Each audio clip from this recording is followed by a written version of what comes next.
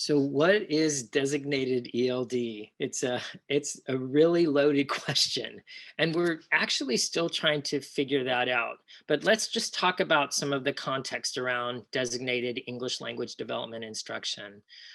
First and foremost, it's protected instructional time that's provided during the school day, much like a student would get instruction in math, science, social studies, health, physical education. The instruction is based on those standards and skills taught within the context of that content area. English language development has its own set of ELD standards, or standards, if you will. They're actually broken up into three separate parts.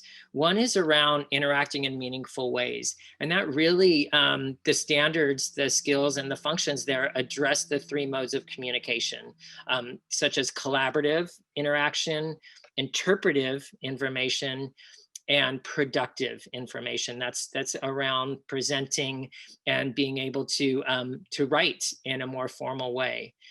Learning about how English works, that second part, or part two, if you will, those are around the grammatical structures of English. So it integrates text structure, cohesion, modifying to add details. So we have parts of speech there. Really important language skills so that students see where language actually lives across the content area and in daily life. Foundational literacy skills. We don't want to leave that behind. Many of our students in secondary education, they have gaps in their foundational literacy skills by default. And maybe it wasn't explicitly taught to them, or maybe they came to the US beyond that kind of K3 instruction where foundational literacy skills are explicitly taught. But we owe it to our learners to be able to provide that sort of support.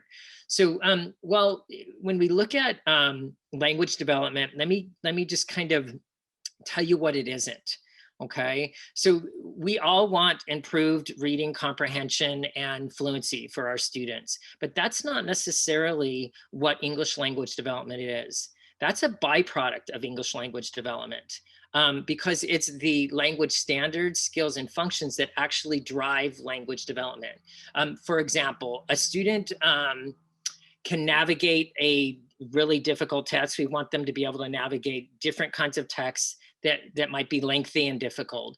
But that's not the end game. The whole idea around language development is if they can understand text structure, vocabulary, spelling patterns, being able to understand what a prefix or a suffix is, parts of speech, then we're actually raising comprehension and fluency. But again, that is not driving the instruction. It's the standards and skills that we explicitly teach that drives the instruction.